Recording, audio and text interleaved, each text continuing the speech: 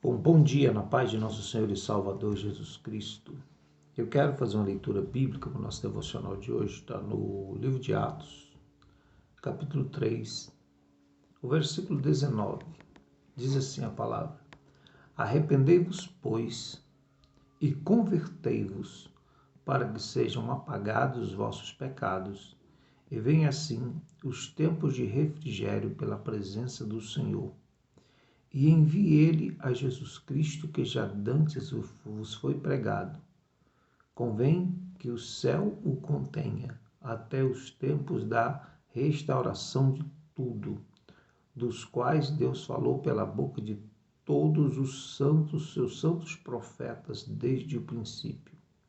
Olha, nós já citamos aqui há uns 2 dias atrás, ou 3 dias atrás, esse mesmo texto. Mas nós falamos da importância do arrependimento, do arrependei-vos. Explicamos também que arrependimento e conversão são atitudes pessoais. Às vezes as pessoas esperam muito que Deus faça tudo por elas. Às vezes as pessoas esperam que Deus realmente faça tudo por elas, elas não têm atitude nenhuma, simplesmente o fato, eu quero que Deus faça, e tem coisas que não vai acontecer dessa forma. Nós vemos um exemplo clássico de Deus não fazer tudo por nós, é quando ele chega diante do túmulo de Lázaro para ressuscitar Lázaro. Ele pede ao pessoal que estava ali, ao povo que estava junto com a família que havia perdido Lázaro, para que eles tirassem a pedra. Ele deu uma ordem: atirem a pedra. Quando eles retiraram a pedra, Jesus falou para Lázaro ressuscitar.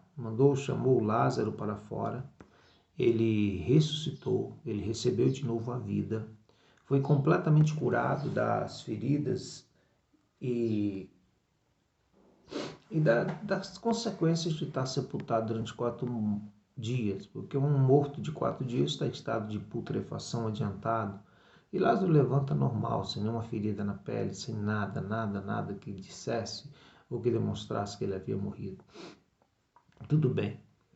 Eu acho que você também vai achar como eu, que ressuscitar o morto é bem mais difícil do que tirar a pedra.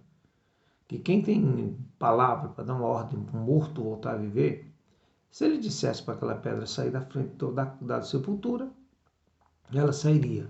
Mas existem coisas que Deus não vai fazer por nós. Existem coisas que nós precisamos fazer. Existem coisas que é a nossa parte. Eu estava no estudo bíblico da igreja ontem, na terça-feira. Eu estava comentando o seguinte: olha, a maior demonstração de amor que nós podemos dar para Deus é obedecer os seus mandamentos. A Bíblia diz assim: vós me amais, guardareis os meus mandamentos. Aquele que recebe os meus mandamentos, os pratica e obedece, é aquele que me ama. Então, existem atitudes na nossa vida que vão definir muito bem a nossa fé. Tiago diz assim que a fé sem obras ela é morta em si mesma. Por quê? Tudo é feito através da fé. Mas não é só dizer que eu tenho fé, mas é demonstrar a minha fé, demonstrar a fé que nós temos através de atitudes. E eis aqui 2 atitudes a ser tomadas. A primeira, arrepender. Deus não arrepende por nós. Nós precisamos nos arrepender do nosso pecado, do nosso passado, da nossa vida velha e fazer as coisas direito. Não voltar a praticar aquelas coisas que antes nós arrependemos delas. A segunda expressão é convertei-vos. Também diz convertei-vos. Não está dizendo, olha, Deus vai converter você. Não, fala assim, vocês convertam, se arrependam, convertam-se. E aí Deus faz o que você não pode fazer. Ele perdoa os seus pecados. Isso nós não podemos fazer. Não posso me perdoar os meus pecados que eu ofendi a Deus. Somente Ele pode me perdoar, somente Ele pode me justificar. Somente Deus pode perdoar você, somente Ele pode justificar você. Mas você pode se arrepender. E você pode se converter. O que é o converter? Converter é mudança. Quando nós falamos da palavra conversão, quando nós falamos em conversão, nós estamos falando que vai haver uma mudança, uma transformação de uma substância em outra. Vou dar um exemplo. Jesus, quando ele participou daquela festa em Caná da Galileia, era uma boda, e o vinho tinha acabado. O que Jesus fez? Ele converteu água em vinho.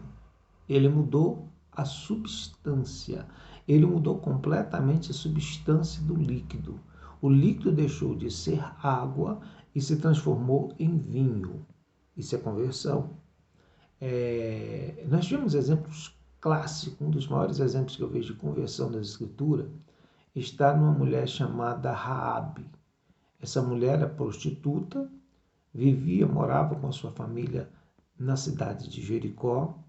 E quando Josué enviou os dois espias para a cidade de Jericó, aquela mulher já havia ouvido falar da fama do Deus de Israel. Ela temeu, ela sabia que era inútil enfrentar esse Deus, enfrentar aquele povo. O que ela fez? Ela se aliou a eles. Ela viu naqueles dois espias a oportunidade de servir um Deus de verdade. E talvez para aquele tempo, e talvez até hoje, ela tivesse um dos pecados mais horrendos. Ela era prostituta. A Bíblia diz claramente que ela era uma prostituta. Mas ela entregou seu coração a Deus. Ela resolveu passar pela conversão. Você já viu falar nas Escrituras, principalmente no livro de Atos, fala muito em proselitismo, em prosélito. O prosélito, ele era uma pessoa que se convertia ao judaísmo.